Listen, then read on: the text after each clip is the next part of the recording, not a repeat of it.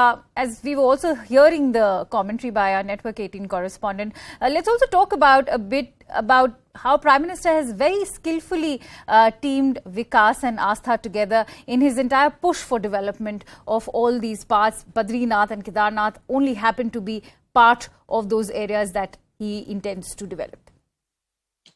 Good morning. This has been Sanatan Dharma from time immemorial, that Vikas and Astha go hand in hand.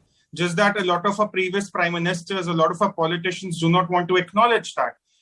The opposition has been making the claim that the prime minister is making a religious, remark, or he's being seen in religious places. I ask, why not? Why shouldn't the prime minister of India, which is a Hindu majority nation, and he's described as a Hindu nationalist in all Western magazines, be apologetic about visiting temples, and that too around Diwali? And that too when it's about the issue of Astha, when it's about the issue of economic development, when it's about the issue of culture, when it's about the issue of Hindu civilization. Why should he not? Why should the Prime Minister of our country be apologetic about visiting the temples? The second point, your correspondent raised a very important point about the economic development in the mountains and the hills in the Himalayan states. Just don't look at Uttarakhand. Look at what's going on in Himachal, getting new aims. Look at what's happened in northeastern states. All these are border states. All these share a border with China or with other countries.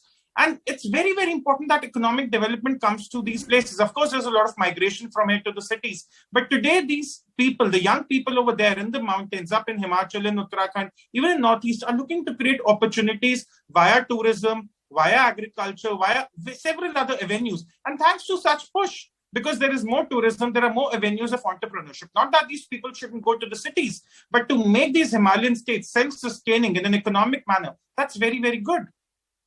Absolutely, Tushar. Also, let's talk about the personal touch being added by the Prime Minister. We can see him in an attire that was gifted to him by the Chamba women. Earlier in the morning, we also saw him interact with the Shramjeevis or the daily wagers, not to forget the very crucial contribution made by these daily wagers to those host of development projects that are currently underway in Kedarnath and Badrinath. So that gesture and how heartwarming that gesture is, I'd like to take a word from you on that. Beyond the rhetoric, the Ralph Lauren's, if you know what I mean, this is a prime minister who really has a connect with the ground. It's not just about the one dress he's wearing, which was gifted to him by the women in Himachal Pradesh.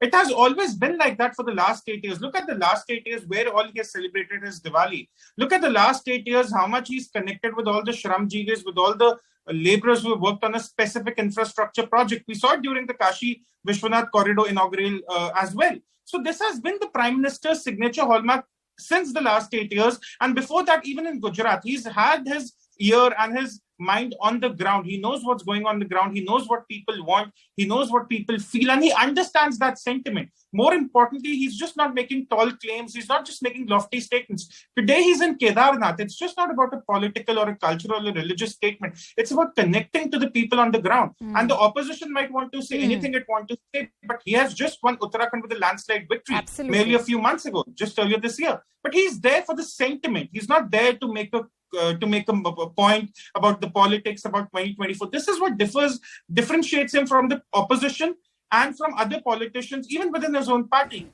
He understands that sentiment on the ground. He has a control. He has an understanding of what the people are feeling. That's very, very important in a democracy, in a country where elections matter. In a country where elections matter. And interestingly, since you've mentioned the opposition, let me also bring up what Udit Raj has to say about his visits today.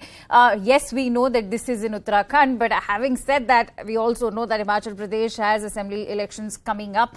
What Udit Raj had to say, do you think, going by his comments, could that just backfire for the Congress party? अधिकारी मौजूद हैं प्रधानमंत्री के स्वागत के लिए, और उसके बाद काफिले की गाड़ियां भी देखिए, बैक टू बैक काफिले की गाड़ियां लग गई हैं। जो प्रोटोकॉल है उसके मुताबिक भी दूसरे या तीसरी गाड़ी में प्रधानमंत्री होते हैं। रेंज रोवर आपको नजर आ रही होगी, 3 काले रंग की गाड़ियां हैं, इन्हीं में एक प्रधानमंत्री जाएंगे मंदिर की तरफ। चॉपर आपको नजर आ रहा है और थोड़ी ही देर में प्रधानमंत्री बस चॉपर से नीचे कदम रखेंगे।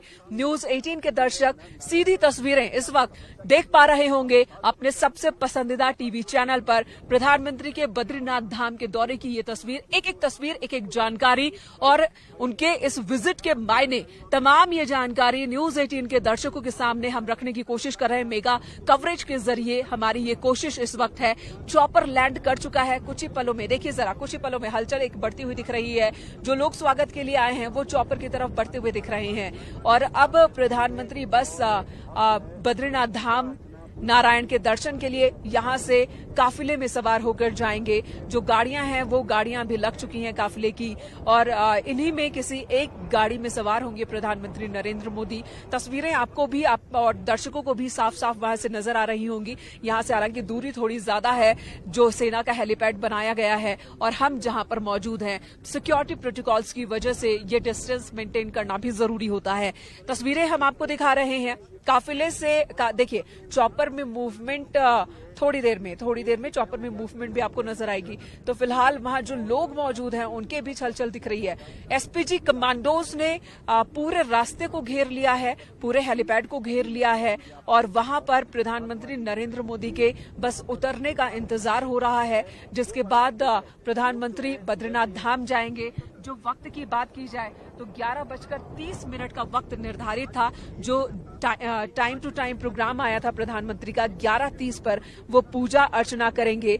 पीएम मोदी बद्रीनाथ धाम में आर्मी हेलीपैड पर पहुंच चुके हैं। 11:10 का ये वक्त है और यहां से रवाना होंगे। ज्यादा वक्त नहीं लगता है यहां से साकेत चौक तक जाने में। उससे पहले कहा जा रहा है कि थोड़ी बहुत बातचीत भी प्रधानमंत्री की यहां पर अधिकारियों से होनी है और बहुत ही ऐतिहासिक, बहुत ही महत्वपूर्ण है प्रधानमंत्री नरेंद्र मोदी का बद्रीनाथ धाम का ये दौरा। आज रात यहीं पर रुकेंगे और इस बीच अलग अलग कार्यक्रमों में वो शामिल होंगे। एक तरफ बद्री विशाल की पूजा अर्चना करेंगे तो दूसरी तरफ विकास कार्यों की समीक्षा करेंगे। और ये देखिए प्रधानमंत्री शायद चॉपर से बाहर आ चुके हैं। तस्वीरें आपके सामने हैं। ऐसा लगता है प्रधानमंत्री चॉपर से बाहर आ चुके हैं और उनके स्वागत के लिए जो लोग मौजूद हैं उनके बीच वो कतारबद्ध होकर के इस वक्त पीएम से मिलते हुए आपके सामने टीवी स्क्रीन पर दिख रहे हैं। सभी लोगों से मिलते हुए आगे अपने काफिले की तरफ वो बढ़ते हुए नजर आ रहे हैं। तो पीएम मोदी बाबा बद्री विशाल के दर्शन के लिए, पूजन के लिए बद्रीनाथ धाम आ चुके हैं और जो संकल्प प्रधानमंत्री नरेंद्र मोदी का होता है वो संकल्प एक बार फिर से आज वो दोहराएंगे। कल जब हमारी बात हो रही थी धर्माधिकारी से, उन्होंने यही कहा कि प्रधानमंत्री संकल्प यही लेते हैं कि सबकी सुरक्षा कैसे हो और सबका उत्थान कैसा हो। वसुधैव कुटुंबकम के हिसाब से सबकी सेवा की भावना के साथ वो संकल्प लेते हैं, पूजा पाठ करते हैं। अपने परिवार के लिए उन्होंने आज तक पूजा पाठ के दौरान और खुद के लिए कभी नहीं मांगा, ये कहना है धर्माधिकारी का। जो पूजा हर बार करवाते हैं प्रधानमंत्री नरेंद्र मोदी की, मंत्रोच्चारण वही करते हैं और जो तमाम विधि होती है पूजा पाठ की वही पूरी करवाते हैं। तो प्रधानमंत्री अब चॉपर से उतर चुके हैं। न्यूज 18 पर हर एक तस्वीर हमारे दर्शक देख पा रहे हैं। उनका एक स्वागत हुआ, कतारबद्ध होकर सभी लोगों ने उनसे मुलाकात की है और अब प्रधानमंत्री का जो काफिला पहले से यहां पर तैयार है एसपीजी की सुरक्षा घेरे के बीच, उस काफिले की गाड़ी में भी अब मूवमेंट दिख रही है। गाड़ियां धीरे धीरे आगे बढ़ती हुई दिख रही हैं। पहली जो गाड़ी है उसमें मूवमेंट देखने को मिल रही है। तो प्रधानमंत्री नरेंद्र मोदी का काफिला अब यहां से निकलेगा बद्रीनाथ धाम के लिए, पूजा अर्चना होगी और उसके बाद यहां पर एक जनसभा को भी संबोधित करेंगे पीएम। और वो जनसभा का स्थल भी बहुत मायने रखने वाला स्थल है। वो स्थल है माड़ा गांव का आईटीबीपी कैंप। पहली बार